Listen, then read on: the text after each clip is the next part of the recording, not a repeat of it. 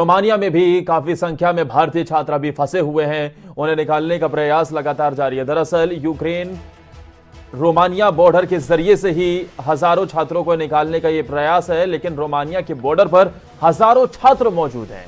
Ukraine में फंसे हजारों भारतीय छात्र रोमानिया बॉर्डर पहुंचे, लेकिन उस बॉर्डर पर भी वो फंसे हुए नजर आ रहे हैं, जो काफी परेशानी बढ़ाता हुआ दिखाई दे रहा है। रोमानिया के बॉर्डर पर हजारों छात्र मौजूद हैं।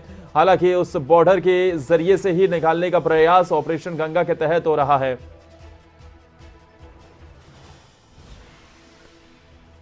और जो स्थिति है, क्योंकि रोमानिया से ही ऑपरेशन गंगा के तहत निकाला जा रहा है सभी भारतीयों को, लेकिन स्थिति कहीं ना कहीं बेहद तनावपूर्ण यूक्रेन में दिख रही है। और ऐसे में जिस बॉर्डर से निकाला जा रहा है, वहां भी अभी काफी संख्या में छात्र फंसे हुए हैं।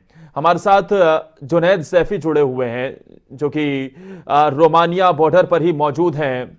जुनैद, सबसे पहले ये जरा बताइए कि आप कहां पर मौजूद हैं और फिलहाल किस तरीके की स्थिति वहां पर है? क्या आप सुरक्षित हैं पूरी तरीके से? जी सर जैसा कि हम इस टाइम रोमानिया के शेल्टर में हैं। और सर हम कल रात निकले थे रोमानिया के बॉर्डर के लिए। तो जैसे कि बताया जा रहा है कि बच्चे बहुत ज़्यादा हैं और थोड़े से पैनिक भी हो रहे हैं काफ़ी। लेकिन सर रोमानिया बॉर्डर इजीली आप क्रॉस कर रहे हैं, जस्ट बिकॉज काफ़ी बच्चे इवैक्यूएशन स्टार्ट हो चुका है। इवन द पोलैंड बॉर्डर जिसकी कंडीशन ख़राब थी, वहाँ भी बच्चे आराम से अब ईजिली निकल ले जा रहे हैं। And the facility provide us here in the shelter is very good. And they provide us the water, everything, hot tea, morning breakfast, everything, and you don't suffer anything here. Junaid, इस बीच ये भी समझना चाहेंगे, क्योंकि जिस तरीके से हालात पोलैंड के बॉर्डर पर देखने को मिले थे, क्या ऐसी कोई स्थिति तो वहां पर नहीं है? क्या सभी चीजों को ठीक ढंग से वहां पर प्रोसेस किया जा रहा है, ऑपरेट किया जा रहा है, और किसी प्रकार की कोई परेशानी तो फिलहाल नहीं हो रही? नहीं सर रोमानिया बॉर्डर पे इवन मैंने जो फील किया है वो बहुत फास्ट प्रोसेस हुई है। विद इन 45 मिनट्स आपको वीज़ा के थ्रू इमिग्रेशन हो गया। तो सर कोई तकलीफ देखने को नहीं आई यहाँ पर। जुनैद, जिस तरीके से आप बता रहे हैं कि वहां पर आप शेल्टर में हैं, सभी व्यवस्थाएं हैं, लेकिन अगर मुमकिन हो तो जरा कैमरे के जरिए से वो तस्वीरें भी दिखाइए आसपास। क्या आपके साथ और भी छात्र वहां मौजूद हैं? और फिलहाल जो लोग रोमानिया बॉर्डर पर पहुंच रहे हैं, जरा संभव हो तो तस्वीर भी दिखाइए। ओके सर, मैं आपको दिखाता हूँ सर, जैसे मेरे फ्रंट कैमरे में। सर ये देखिए, ये सब मेरे ग्रुपमेट्स हैं। ये हम सब यहाँ पर बेड पे बैठे हैं। सर आप पीछे देख सकते हैं कितना क्राउड है। जरा ये तस्वीर फुल स्क्रीन पर लीजिए, क्योंकि ये दिखाइए जरा जो वहां पर तस्वीर है। बिल्कुल। ओके सर,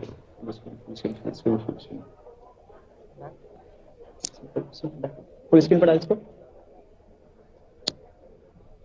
जुनैद, जो तस्वीर हम अपने दर्शकों को दिखा रहे हैं कि इस तरीके से वहां पर व्यवस्था की गई है शेल्टर की, और बेड की व्यवस्था है बाकायदा, और किसी भी तरीके की कोई परेशानी वहां पर, जो आप बता रहे हैं कि ब्रेकफास्ट लंच सबकी व्यवस्था की गई है।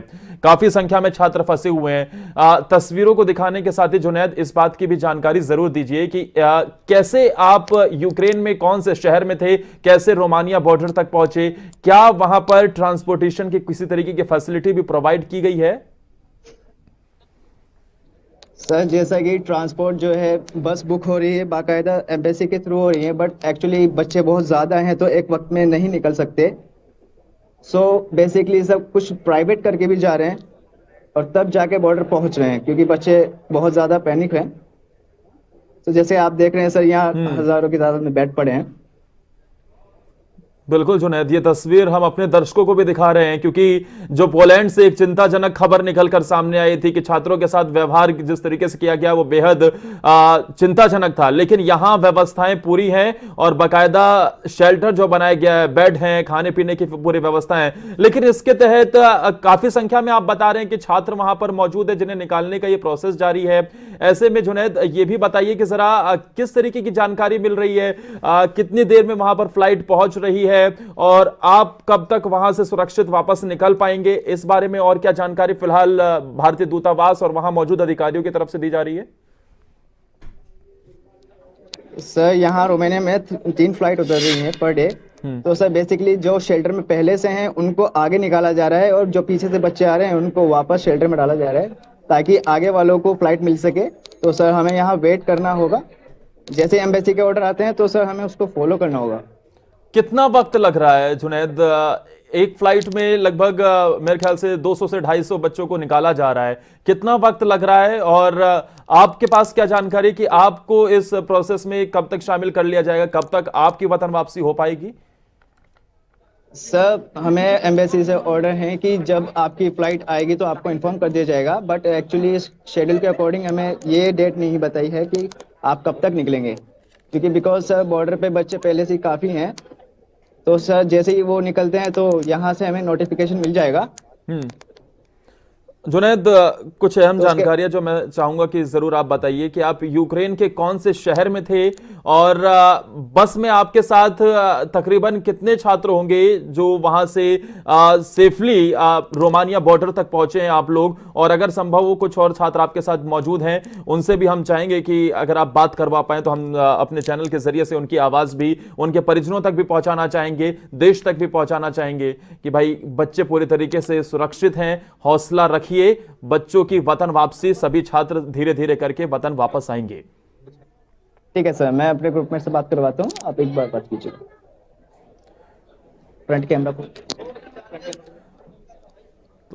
मोहम्मद जुनैद सैफी जुड़े हुए हैं और वो तस्वीरें दिखा रहे हैं, वहां पर मौजूद हैं। लेकिन रोमानिया के जरिए से, रोमानिया बॉर्डर से जो यूक्रेन में छात्र फंसे हुए उन्हें निकालने का ये प्रोसेस जारी है।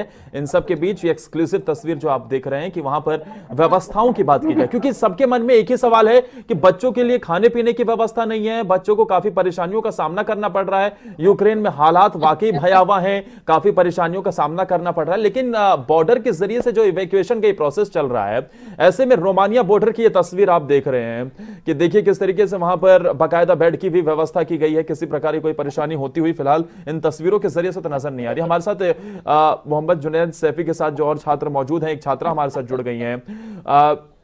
आपका नाम और जरा ये भी बताइएगा कि फिलहाल कैसी हैं आप, किस तरीके की स्थिति है वहां पर?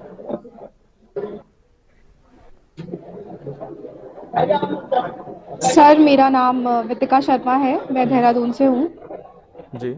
और अभी हम लोग रोमानियन शेल्टर में है। यहाँ पर अभी सिचुएशंस काफ़ी बेटर है, क्योंकि लास्ट 3-4 डेज से जो सिचुएशंस हमें दिख रही थी कि बहुत भीड़ है और काम ढंग से नहीं हो रहा है, बट हम लोगों को ऐसी कोई सिचुएशंस फेस नहीं करनी पड़ी और हम लोग ने बहुत आसानी से बॉर्डर क्रॉस कर लिया है।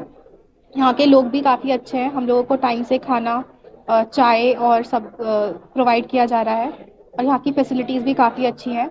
और ये लोग ने बोला है कि जैसे जैसे बच्चों को इवैक्यूएट वो लोग करते रहेंगे फ्रॉम द एयरपोर्ट जी। फ्लाइट्स अरेंजमेंट के हिसाब से, तो उसी हिसाब से हम लोग को यहाँ से फिर एयरपोर्ट लेके जाया जाएगा।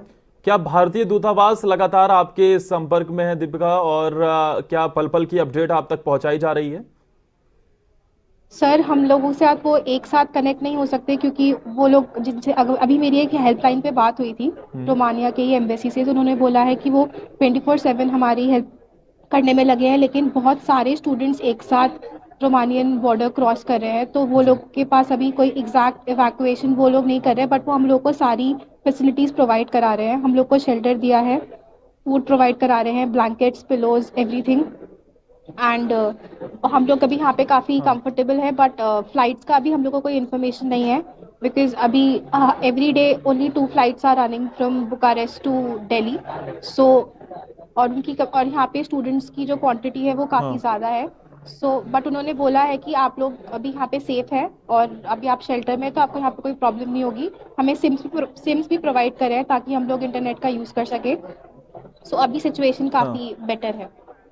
दीपिका जरा ये भी बताइए कि क्या बॉर्डर के उस पार अभी काफी संख्या में छात्र फंसे हुए हैं बॉर्डर पर ही जो रोमानिया में एंट्री करना चाह रहे हैं, और क्या किसी प्रकार की कोई परेशानी तो नहीं हुई रोमानिया में एंटर करने के लिए?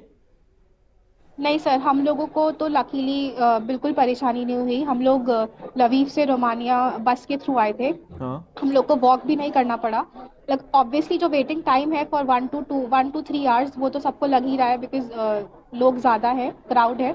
बट हमारा जो इमिग्रेशन है वो काफ़ी इजीली हो गया। वहाँ के लोग भी काफ़ी हेल्पफुल थे, यूक्रेनियन साइड भी और रोमेनियन साइड भी। तो हम लोगों को तो ऐसी कोई परेशानी नहीं देखनी पड़ी। दीपिका, आपके साथ जुनैद मौजूद हैं। जरा हाँ जी। हम चाहेंगे कि इस बात को आगे उनके साथ ही बढ़ाया जाए, क्योंकि हाँ जी। जो तस्वीर नजर आ रही है वहां पर रोमानिया बॉर्डर पर खास तरीके की स्थिति वहां पर जो दिख रही है, बच्चों के लिए बाकायदा फैसिलिटीज दी गई है, उन्हें बेड प्रोवाइड किए गए हैं, खाने पीने की व्यवस्था है। जुनैद, सवाल ये है कि छात्र आ रहे हैं, लेकिन मुझे ये बताइए कि आप कौन से शहर से आए हैं, क्योंकि जो दीपिका की तरफ से जानकारी दी गई लवीव शहर से वो आए हैं। अगर मैं सही हूं तो ये वेस्टर्न पार्ट में पड़ता है यूक्रेन, और फिलहाल वहां पर किसी तरीके की बमबारी और शेलिंग वगैरह नहीं हो रही है। जी सर, इधर की तरफ actually sir the western part is safe. Hmm. इधर अभी तक कोई बम्बार्डिंग नहीं हुई है। हाँ, बट लेकिन सर एक्चुअली हाँ, here the police are also warning us to leave the Lviv because don't know what will happen in the next बिल्कुल। moment. तो सब बेसिकली सब इसलिए लवीव छोड़कर इधर आ रहे हैं बच्चे। मुझे ये बताइए जरा कि सिचुएशन ये वर्स्ट कौन से एरिया में होती नजर आ रही है, क्योंकि वेस्टर्न अभी तक ये बताया जा रहा है कि पूरी तरीके से सुरक्षित है, और ऐसे में कीव की बात कर ली जाए या फिर खार्किव की बात कर ली जाए, वहां से ये बॉर्डर तकरीबन कितना किलोमीटर दूर होगा, और वहां के छात्रों के लिए ये क्या एक बड़ी परेशानी है रोमानिया तक पहुंचने में? सर रोमानिया से कीव का डिस्टेंस डबल है लवीव के कंपेयर में। जस्ट बिकॉज जैसे लवीव सर 350 किलोमीटर है, बट अगर आप कंपेयर करें तो यही डिस्टेंस आपका पड़ जाता है 800 किलोमीटर। हाँ। तो सर कीव से आना रोमानिया काफी लॉन्ग जर्नी हो जाती है, और जिसके बीच में आपके साथ कुछ भी हो सकता है, कब आपको मिलिट्री मिल जाए कुछ भी। तो सर पॉसिबिलिटी तो बहुत ज्यादा रिस्की है। हम्म। एंड सर आप जानते हैं क्या नाम है कि कीव में हालात काफी गंभीर हैं, और इवानो में। बिल्कुल जुनैद, जाहिर तौर पर जो तस्वीर है और वो डरा भी रही हैं। खार्किव के जो शहर है, और आज ही एक दुखद खबर भी मिली, जो हमारे एक भारतीय छात्र जिनका मौत हो गई इस भारी गोलाबारी में। लेकिन आप लोग पूरी तरीके से सुरक्षित रखिए, अपना ख्याल रखिए, और उम्मीद यही है कि जल्द से जल्द आपकी वतन वापसी हो। ऑपरेशन गंगा के तहत आपको जल्द से जल्द वहां से निकाला जाए। बहुत बहुत शुक्रिया जुनैद आपका हमारे साथ जुड़ने के लिए।